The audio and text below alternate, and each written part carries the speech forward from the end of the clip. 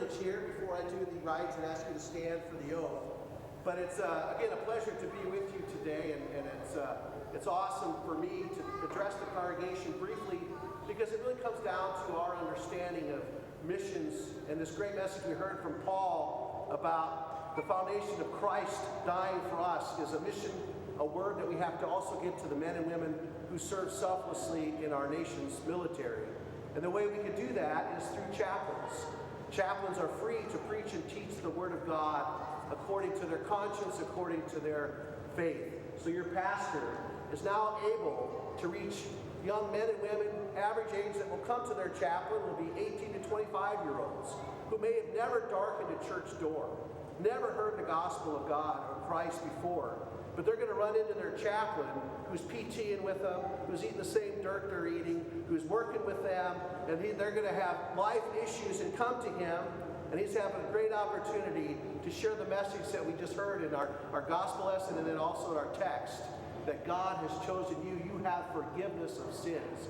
So it's a great ministry that our church has done for many years since the Civil Wars, basically founding of our synod. So it's an honor for me to be here to bring him in as an official Navy chaplain, as an officer in the Navy. And I think as you see when he gets his uniform down the road and they get him back in shape and all the stuff they'll do to him, when he wears his uniform, he'll have two devices. He'll have the cross and he'll have his rank.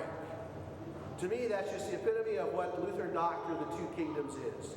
And I ask him every morning when he puts on his uniform that he puts on the cross first, because it reminds us of our vocation first as a called and ordained servant of the word to bring the gospel, and then put his rank on that God has called him into this extension of ministry to these young men and women.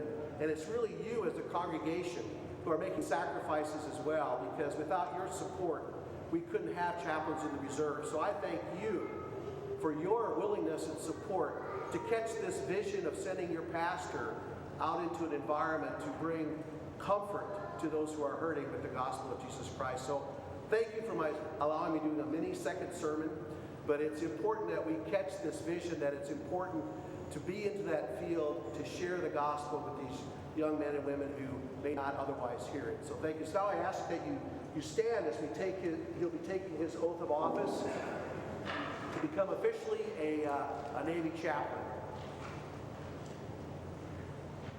So raise your right hand and repeat after me. I state your name. I, Jaime Antonio Nava, Having been appointed Lieutenant JG having been appointed Lieutenant JG in the United States Navy in the United States Navy under the conditions indicated in this document, under the conditions indicated in this document, do accept such appointment and do solemnly swear that I will support and defend the Constitution of the United States that I will support and defend the Constitution of the United States against all enemies, foreign and domestic, against all enemies, foreign and domestic, that I will bear true faith and allegiance that I will bear true faith and allegiance to the same, that I take this obligation freely